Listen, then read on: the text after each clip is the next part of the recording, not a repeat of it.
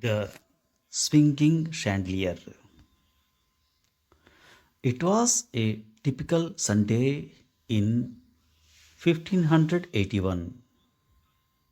Hundreds of worshippers filled the huge cathedral in Pisa, Italy.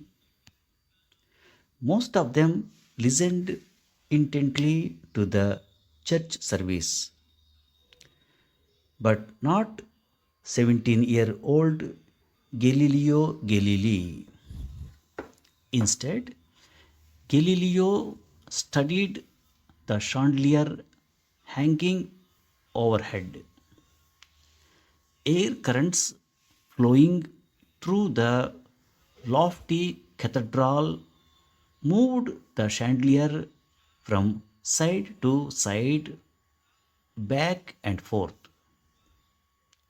Sometimes the chandelier moved gently, sometimes it swung in a wide arc.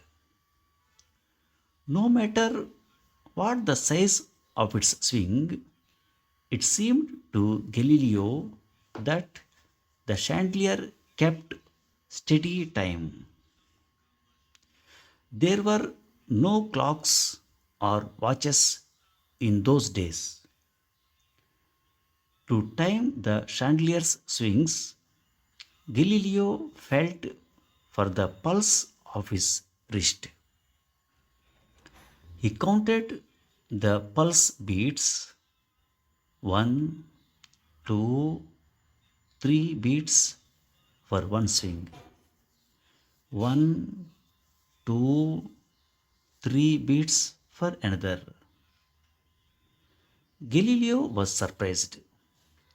No matter how wide or narrow the swing, it always took the same number of pulse beats.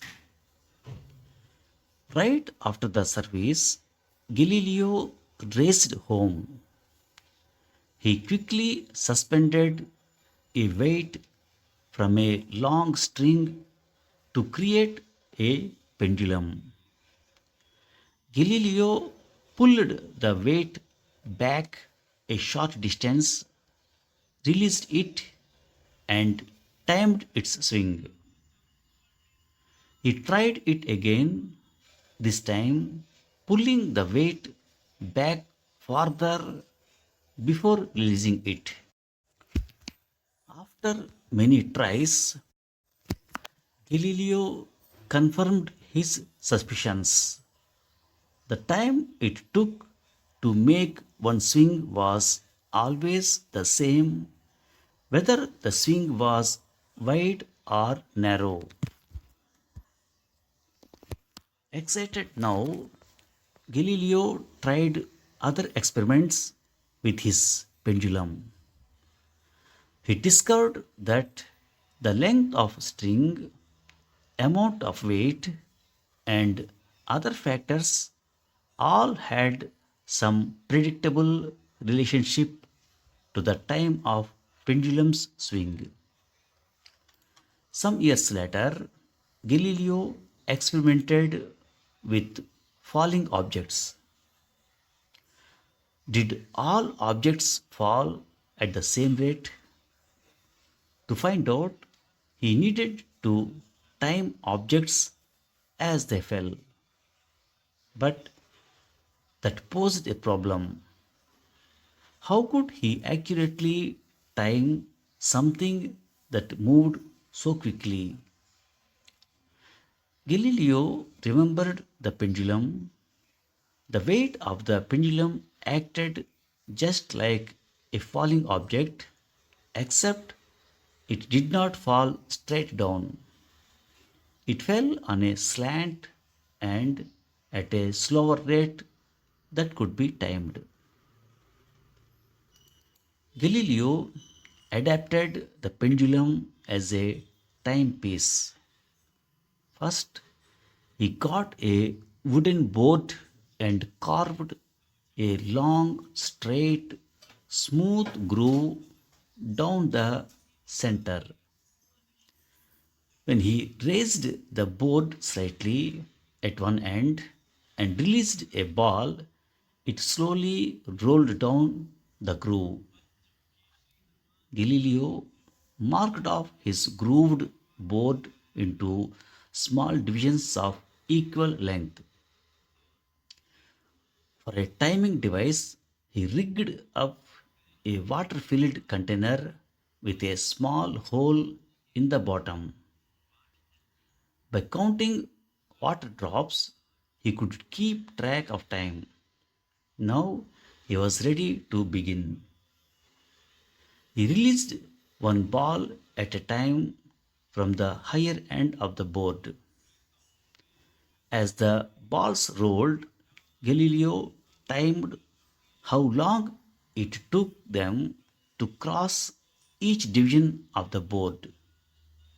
To his surprise, Galileo discovered that the balls did not travel down the track at an even rate. Instead, they accelerated or sped up as they got farther down the groove. Falling objects, he found, picked up speed as they fell to the earth. After more experiments, Galileo was able to work out a mathematical formula to calculate the acceleration of a falling object. To prove his point, he even predicted how far a cannonball could be blasted from a cannon. Then he fired it to verify his prediction. In many ways, the swinging chandelier started a revolution in the world of science. With his pendulum investigations, Galileo pioneered the scientific method, the system of carefully controlled experiments and observations that modern scientists use today to prove a natural law beyond a shadow of doubt. Thanks for listening.